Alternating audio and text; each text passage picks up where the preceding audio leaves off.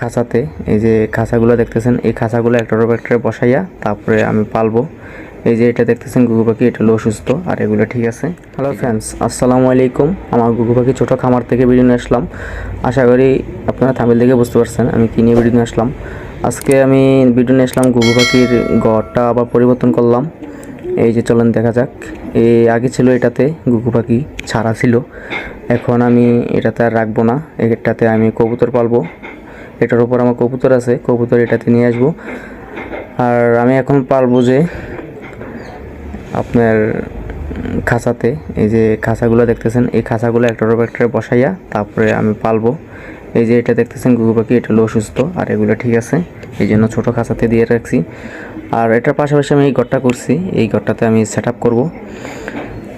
এই ঘরটা কীরকম হয়েছে আপনারা জানাবেন আমাকে। এই চলন ভিতরে দেখা যাক। এই ভিতরে প্রথমেই ঢুকে যেই গাছগুলো দেখতেছেন, এই গাছগুলোতে আমি খাঁচাগুলো সেট আপ করবো।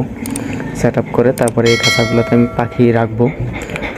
আর চলেন দেখা যাক কীভাবে সেট আপ করি। আর সেট আপ করে আপনাদেরকে আমি ভিডিওটা দেব। এখন আমি ভিডিওটা তো একা মানুষ, আমি সেট আপ করতে সময় ভিডিও করতে পারবো না, এই জন্য সেট আপ করার সময় ভিডিওটা দিতে পারবো না। সেট আপ করার পরের ভিডিওটা দিতেছি। আর এই যে দেখতেছেন উপর আমার কবুতর, এই কবুতরগুলা উপর থেকে কি খোপগুলা পরিষ্কার করতে আর বাচ্চাগুলো নামাইতে খুব কষ্ট। আর এটা হলো আমার সেট আপ করছি, দেখতেছেন, আপনাদেরকে ভিতর দিয়ে নিয়ে দেখাইতেছি।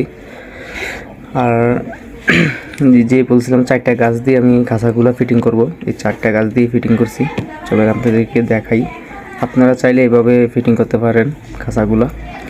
এই যে দেখতেছেন খাঁচাগুলো, এই সামনেগুলো হচ্ছে আমার দেশি ঘুঘু পাখি আর এগুলো হচ্ছে অস্ট্রেলিয়ান। খাঁচাগুলো ফিটিং কীরকম হয়েছে কমেন্টে জানাই যাবেন।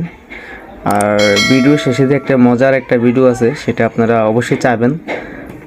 আর এই যে আমার পুরা সেট আপগুলা আর ঘরটা কীরকম হয়েছে আপনারা আরও জানাবেন। এই যে এটি হলো আমার কবুতর। কবুতর বেশিরভাগ আমার দেশি কবুতর বেশি। আপনার আমি বাচ্চা আমার বাড়িতে খানা চলে, তো এই জন্য দেশি কবুতর বেশিরভাগ পালি। বেচা আমরা কবুতর বিক্রি করি না। আর এই যে দেখতেছেন প্রত্যেকটা খোপে খোপে ডিম আছে, বাচ্চা আছে এখন ছোট। আর এগুলোকে ইটের রাবিশ দিছি, রাবিশ খাইতেছে। আর এই যে দেখতেছেন মজার কাহিনীগুলা, চলেন দেখা যাক। বড় ভাইরা আসসালামু আলাইকুম। আরে কিও ওই চা কিও বড় ভাই আসসালামু আলাইকুম। আরে ডরাইছি, আরে ডরাইছি আসসালামু আলাইকুম, ডরাইছি আজকে।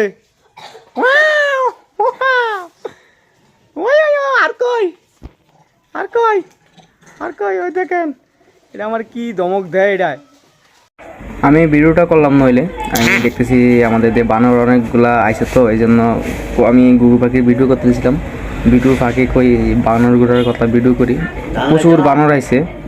ভিডিওটা ভালো লাগলে কমেন্টের মাঝে জানাই যাবেন। আর আমি ভিডিওটা বেশি বড় করব না, ভিডিওটা এখনই শেষ করতেছি। আর নতুন নতুন ভিডিওতে আমার চ্যানেলটা সাবস্ক্রাইব করবেন।